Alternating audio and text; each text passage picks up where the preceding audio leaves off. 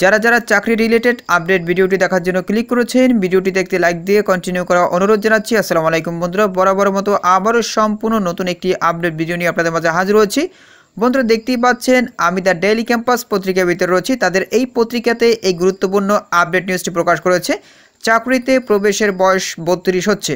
তো বন্ধুরা আজকের এই ভিডিওটির মাধ্যমে এই প্রতিবেদন সম্পর্কে বিস্তারিত দেখানোর চেষ্টা করব। তাহলে চলুন মূল ভিডিওটি শুরু করা যাক। বন্ধুরা মূল ভিডিওটি শুরু করার আগে বরাবর মতো ছোট্ট একটি রিকোয়েস্ট থাকবে, আপনি যদি আমাদের এই পরিবারের নতুন দর্শক হয়ে থাকেন, এরকম নতুন নতুন চাকরি রিলেটেড আপডেট ভিডিও সবার আগে পেতে আমাদের এই চ্যানেলটি সাবস্ক্রাইব করে পাশে থাকা বেল আইকনটি অন করে রাখুন পরবর্তী ভিডিও নোটিফিকেশন পেতে। আর যারা সাবস্ক্রাইব করেছেন তাদেরকে অসংখ্য ধন্যবাদ। প্রিয় বন্ধুরা প্রথমত আপনাদের একটি বিষয় জানিয়ে দিই, সেটি হচ্ছে দেখতেই পাচ্ছেন আমি দ্য ডেইলি ক্যাম্পাস পত্রিকার ভিতরে রয়েছি। তাদের এই পত্রিকাতে কিন্তু এই গুরুত্বপূর্ণ প্রতিবেদনটি প্রকাশ করা হয়েছে। এটা কিন্তু আমার নিজস্ব মন গড়া কোনো প্রতিবেদন না।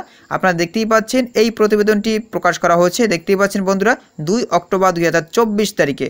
সো অবশ্যই আপনাদেরকে ধৈর্য সহকারে পুরো ভিডিওটি দেখতে হবে এবং আপনারা কেউ বাজে কমেন্ট করবেন না, কারণ এই প্রতিবেদনটি আমি প্রকাশ করিনি।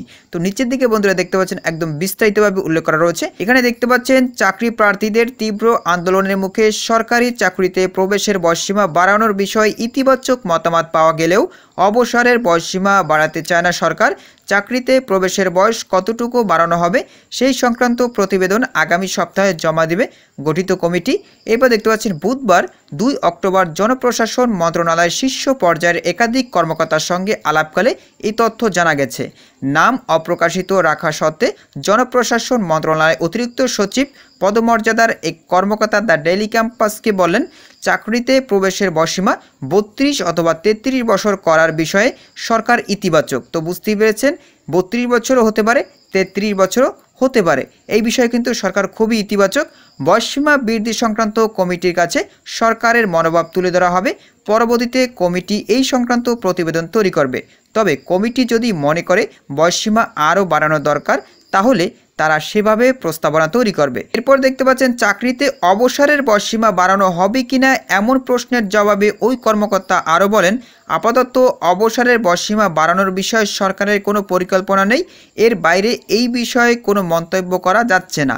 চাকরিতে প্রবেশের বয়সসীমা 35 বছর করার দাবিতে দীর্ঘদিন ধরে আন্দোলন করে আসছেন একদল চাকরি প্রত্যাশী।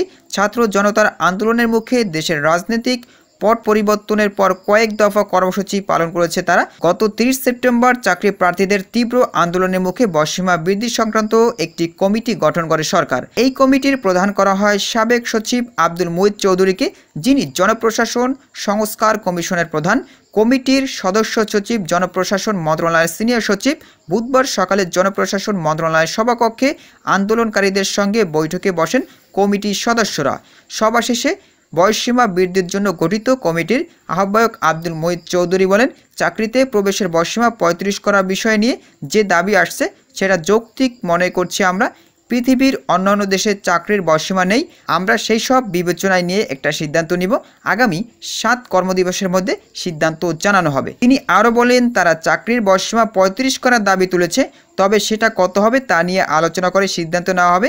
কারণ বয়স যেটা বাড়বে তা নির্দিষ্ট সময়ের জন্য হবে না, হলে তা স্থায়ীভাবে হবে।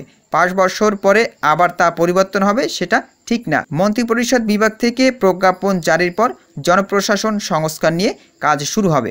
তো প্রিয় বন্ধুরা আশা করি আপনারা এই আপডেট সম্পর্কে বিস্তারিত জানতে পেরেছেন। তো প্রিয় বন্ধুরা এই বিষয়ে যদি আপনাদের কোনো মতামত থেকে থাকে তাহলে অবশ্যই কমেন্ট করে জানাবেন। তবে আমাদের দাবি হচ্ছে চাকরিতে সর্বোচ্চ বয়সসীমা হবে 35 বছর। পরবর্তীতে নতুন কোনো আপডেট ভিডিও নিয়ে আপনাদের মাঝে হাজির হব। সবাই ভালো থাকবেন, সুস্থ থাকবেন। আল্লাহ হাফেজ।